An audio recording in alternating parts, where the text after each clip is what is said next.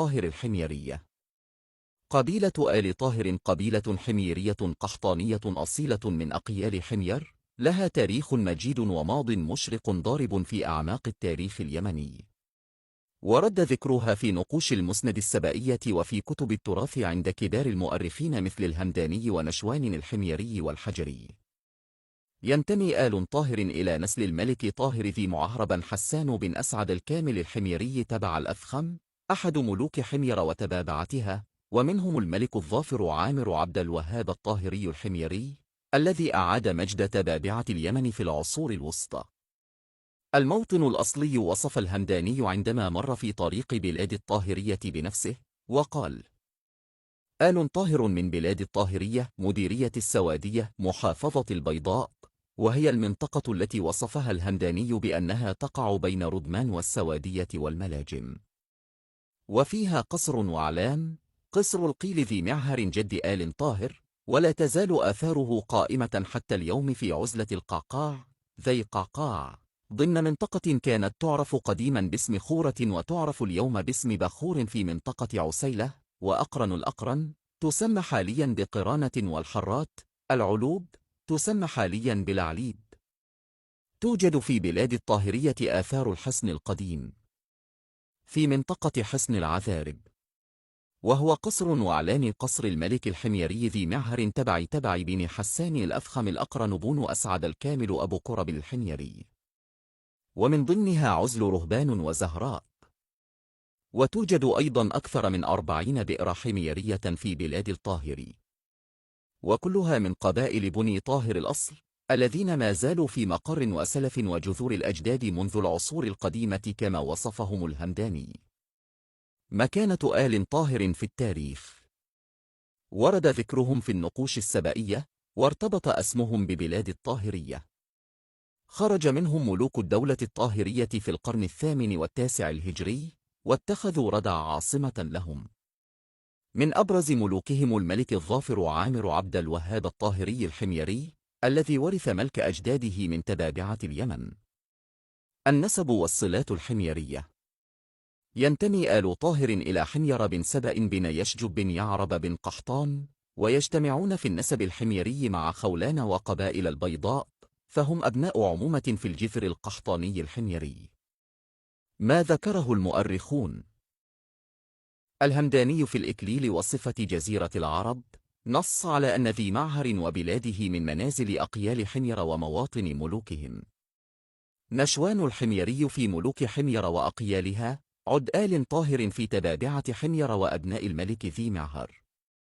الحجري في مجموع بلدان اليمن وقبائلها، أورد أن آل طاهر من أشهر قبائل حمير وأصلهم من الطاهرية في البيضاء. خلاصة: آل طاهر قبيلة حميرية قحطانية أصيلة. نسبهم من ذرية الملك طاهر ذي معهر الحميري. موطنهم بلاد الطاهرية مديرية السوادية محافظة البيضاء. من أبرز ملوكهم الملك الظافر عامر عبد الوهاب الطاهري الحميري. 0. نسب شجرة السلطان الظافر عامر عبد الوهاب. السلطان عامر بن عبد الوهاب الطاهري الحميري من أبرز ملوك الدولة الطاهرية الحميرية في اليمن، وينتمي إلى قبيلة آل طاهر من أقيال حمير، الذين ترجع أنسابهم إلى تبع أسعد الكامل تبع الأكبر حمير بن سبأ، أحد ملوك حمير وسبأ العظام. ويتسلسل نسبه الشريف كما يلي: عامر بن عبد الوهاب بن داود بن عبد الوهاب بن عامر بن أحمد طاهر بن عبد الملك بن محمد بن عبد الوهاب بن داود بن عامر بن طاهر بن محمد بن سعيد بن عامر بن أحمد سعد بن عامر بن أحمد بن علي بن سعد بن طاهر ذي معهر بن حسان بن تبع أسعد الكامل تبع الأكبر حمير بن سبأ بن سبأ الكبير بن يشجب بن يعرب بن قحطان. الدولة الطاهرية هي ملوك الدولة الطاهرية هي آل طاهر الطاهري بني طاهر الحميري، الملك الظافر عامر عبد الوهاب الطاهري، بلاد الطاهرية البيضاء قصر وعلان حمير، تبابعة اليمن محافظة البيضاء. تاريخ حمير القديم، أقيال حمير الطاهري الحميري. كتب المراجع التاريخية. الهمداني، الإكليل وصفة جزيرة العرب. نشوان الحميري، ملوك حمير وأقيالها. الحجري، مجموع بلدان اليمن وقبائلها. كتب، وهذا توثيق لما ورد عن آل طاهر الحميريين في كتب التراث اليمني القديم. 1. ذكرهم الهمداني في كتبه باعتبارهم من أقيال حمير ومواطن الملوك في مؤلفاته. الإكليل وصفة جزيرة العرب للمؤرخ أبو الحسن محمد الهمداني. 2. الحجري في مجموع بلدان اليمن وقبائلها. 3. نشوان الحميري في ملوك حمير وأقيالها. 0. كتب المراجع التاريخية، المصادر والاستشهاد. 1.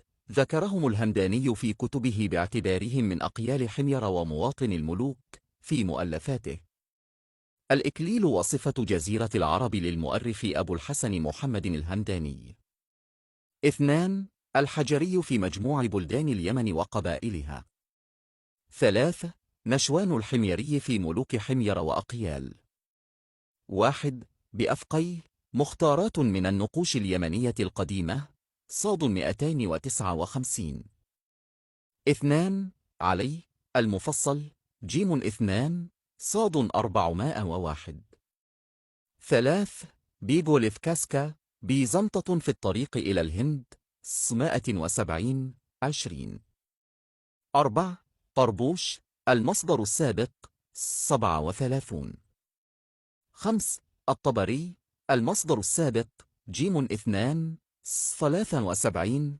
الحميري، ملوك حمير وأقيال اليمن، صاد 144.